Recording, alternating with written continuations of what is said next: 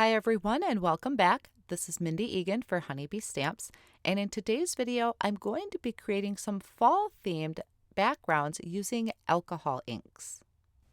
So I will be using the Tim Holtz Yupo paper, and some of the colors I just kind of grabbed out of my stash are Sienna, Rosewood, Dijon, Everglades, Mojito, and I will have an alloy ink. This is the Gilded. Now, alcohol inks are a lot of fun to play with, and something really cool about them is nothing ever looks exactly the same. So I'm starting off, I believe this is a 5x7 piece of Yupo paper. I did start with blending solution, but I end up using my rubbing alcohol ink. I think this is 90% that I have in just this little bottle with a very fine tip. And I'm randomly adding these drops of ink to the background, and I'm using the puffer tool to just blow those inks around. I add the rubbing alcohol to the edges and kind of push that alcohol ink back and forth to create kind of some wispy edges along the side. Now these colors look amazing together, and I think this is one of my favorite backgrounds. It does have more of the fallish theme to it, because I have those orange and reds and yellows, which is exactly what I wanted. I do have some buildup in the middle, but that's okay. I think it adds a lot of character to this. And I'm also now adding that alloy gilded alcohol ink to this, and this adds such a beautiful shimmer to it. I will show you more of a close-up towards the end once it's dry. So after I had finished this background and I was happy with it, I didn't want to mess with it too much because I didn't want to ruin it or anything. I'm going to take some of that Rosewood, I think, alcohol ink. I added that and a little bit of the rubbing alcohol to it, and I'm kind of splattering it around my background. Now I should have used a bigger paintbrush. The splatters took me a little while because my paintbrush was so small. And I did try that with the alloy ink as well. Now this next background is where it's really good to swatch your colors before you use them, because I didn't realize how red that one color was until I added it with the green.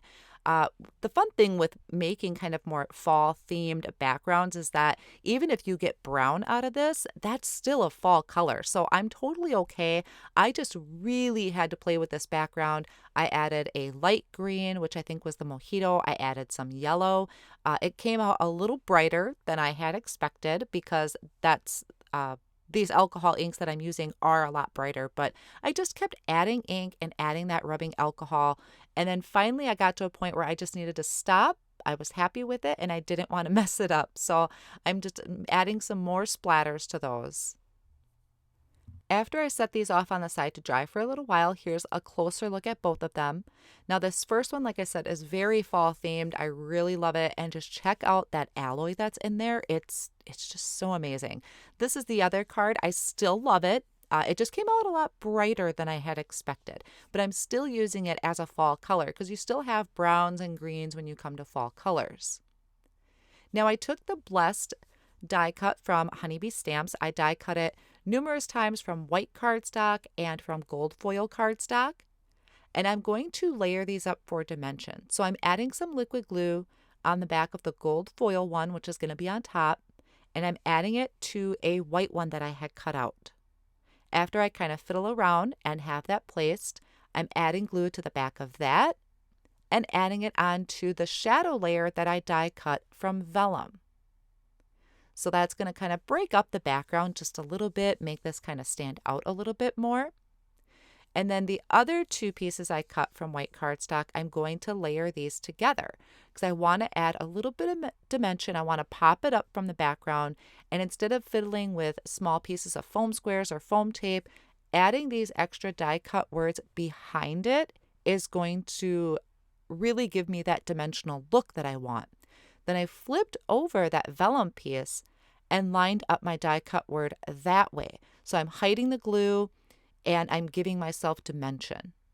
So since I have two card fronts I created, I'm going to repeat these steps for the second one. And this will give you a little bit of a look so you can see the dimension that it's holding there. Now I'm going to take some liquid glue, add it to the back of my die cut piece, and add that straight onto my card front. So I did trim these backgrounds down to 4 1/4 by 5 1/2, and I will add them to a white card base as well. Off screen, I did go ahead and heat emboss 2 sentiments for my card as well, and it's also using that blessed stamp set. So that it has a stamp set, and then there's a coordinating die that cuts those 3 blessed layers. Then I trimmed these down to a small strip, added some black foam squares behind that, and I'm going to add that right under my blessed die cut word. Now here's a look at both of the cards next to each other, both fall colors, but just 2 totally different looks to them. If you haven't tried alcohol inks, I highly encourage it, and adding these die cut words to the front, that's all you really need. Thank you so much for joining me today, and I'll see you next time.